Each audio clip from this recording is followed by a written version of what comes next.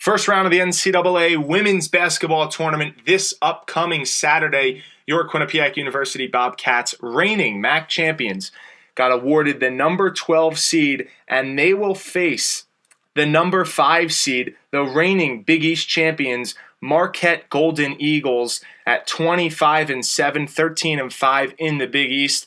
A ton of accolades for this program. And to break the Eagles all down, we have Andrew Fleck on the line. He is the manager at anonymouseagle.com, does great work there. You can find him on Twitter at anonymouseagle. Andrew, thanks for giving us a little bit of your time.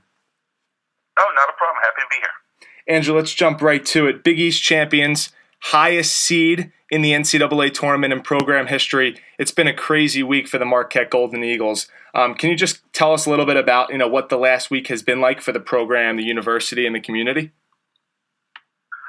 It's been pretty crazy. I actually was able to be in attendance for all 3 of the Big East tournament games, and the crowds just kept getting bigger and bigger. Part of that actually had to do with the university actually allowed faculty and staff to acquire tickets for free to the semifinals and the championship game, which helped build a bit of a crowd. It was a crazy atmosphere for the championship game against DePaul Blue Demons. Marquette ended up with the season sweep, winning all 3 games this year against DePaul to help cap off the title in the McGuire Center, actually. DePaul and Doug Bruno, such a great squad. They've been, a top 25 program for so long. How did the Eagles pull it off 3 straight times? Because we know in sports, sweeping a team 3 times is so hard. It's much different than beating a team once or beating a team twice. Absolutely. They pulled out maybe the wildest game since the Big East reconfigured to its current 10 teams. At DePaul in Chicago. They won 102-101 in overtime, beating the ranked DePaul team at that point, and then came back and beat them again by 15 in the McGuire Center for the regular season, 2 wins. The Big East championship game was a little bit up in the air as far as who might pull that one out. DePaul lost the Big East preseason player of the year, Jessica January, to a broken finger in the very first Big East game of the year for them. And so this was the first time Marquette was going to be able to see the DePaul Blue Demons with January in the lineup. But they managed to play through it. Natisha Heidemann hit a crazy half quarter to end the first quarter, and that ended up propelling them to the 86-78 win. That's quite the job by head coach Carolyn Keeger in just her 3rd season to unite this Golden Eagle squad. After you lose your best player, and still getting to the NCAA tournament, still winning a Big East championship. What about Keeger, in your opinion, Andrew, has made her so effective in such a short time? I think it's just been her enthusiasm. Keeger is a Marquette alum. She played for the previous head coach, Terry Mitchell, about 10 years ago. She's clearly invested in the program, having played for the team as well, and she has a very serious sideline demeanor during games. It's very clear that as soon as the horn sounds, she loves her players. She's pushing them to be the best they can be at all times, and she wants them to play a high-octane, up-tempo style, which is fun to play as well. That's exactly what Quinnipiac looks to do. It used its Gold Rush system for a majority of the season. Then an injury to Brittany Johnson allowed the Bobcats to move away from that. They had to make some changes. The Gold Rush system, for those who are listening who don't know what it is, it's basically just a 5-in, 5-out system, basically like hockey line that Quinnipiac likes to play. They like to push the ball up the court, so it definitely should be a fun one. Saturday, the game is at 1:35 p.m. Eastern Time. Andrew, this team only has one senior who plays on the floor. Why is Marquette so good with such a young core? Well, part of it comes from the relationship between 3 of the sophomores. Alizé Blockton, Amani Wilborn, and Natisha Heidemann all play their AAU or grassroots, whatever you want to call it, basketball together on the same team. And it's actually a kind of a unique story when Carolyn Keeger and her staff were recruiting Blockton to come to Marquette. She played her high school basketball right in Milwaukee. She said, "I'll come and play for you if you can get Amani Wilborn, who also played her high school basketball in Milwaukee. They managed to get both players on board, and now they're both there. One of the key components of Marquette's play is, Keeger actually said this after a loss this season, we didn't play with enough, we did not, I can't remember how exactly she worded it now, but her point was that they need to attack constantly, and that's the kind of style that they use, those three players having such familiarity with each other, helps out.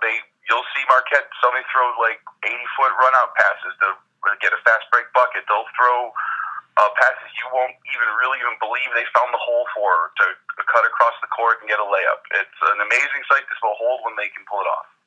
Alizea Blockton leads the Big East Conference with a little over 17 points per game. She averages 6 rebounds per game. She's shooting the ball close to 50% from the floor. Andrew, how would you characterize her game? I called it a power wing style. Heidemann and Wilborn, along with Danielle King, are more of your traditional backcourt, more of your traditional point guard type players. Blockton can move anywhere on the court comfortably. She's good on the wing. She's good taking it inside. Her power, even though she doesn't necessarily look like it, inside is impressive. She can finish through contact. And if she pulls up for an elbow jumper, it's probably going in. Down low, Erica Davenport, one of the top rebounders in the Big East Conference, just under 10 rebounds per game. Her dominance down low, will be crucial in this game against Quinnipiac. Quinnipiac has 5 players on the court at most times that can all shoot the 3. They all can play like the stretch 3, the stretch 4. So Davenport down low will be effective. What about her game, makes her so good on the court? Is she going to, bully down low on the block, or can she also take a defender out, 10, 15 feet and drain the J? Once Marquette gets into their half-court sets, generally speaking, Davenport's going to be keeping 1 foot close to, if not in the paint most of the time. You're not going to see her out along the three-point line all that much.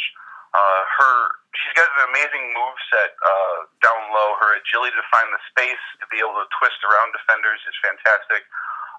If Marquette gets out in transition, which they are going to want to do most of the time, don't be surprised to see Davenport be the one with the ball when they're moving up and down the court, though. While this team does have a great offense, Andrew, it does lack a little bit on the defensive end. How can Quinnipiac attack Marquette's flaws on defense with the Golden Eagles having one of the worst percentage defenses in the Big East? It's kind of almost by design that they know they're not going to be a great defensive team. That's why they're trying to score as much as they can. Marquette doesn't have a particularly great size on the roster. They do have a couple of players 6'3", 6'4" in height, but they don't play all that much. They can be taken advantage of inside a little bit. Marquette lost 2 games this year to St. John's because Jade Walker was able to dominate them inside. They lost 2 games to Creighton, one because Brianna Rollerson had a fantastic game for the Blue Jays. That's one of the biggest ways that they can end up losing a game. But if we're talking about a team that's going to look more to attack from the outside, that's Marquette's speed and agility is going to be able to keep up with that.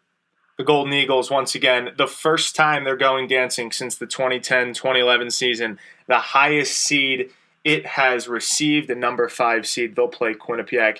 Andrew Fleck from AnonymousEagle.com breaking down the Golden Eagles. Andrew, thanks for your time. Oh, thank you very much. For more information, you can follow Andrew Fleck on Twitter, once again, at AnonymousEagle, as well as the Q30 Sports crew on Twitter, at Q30 Sports, and check out our website, Q30television.com. Once again, your number 12 Quinnipiac University Bobcats, the winners of the Metro Atlantic Athletic Conference, sporting a 27-6 record down in Coral Gables on Saturday afternoon, taking on the number 5 seed Marquette Golden Eagles, the reigning champions of the Big East Conference.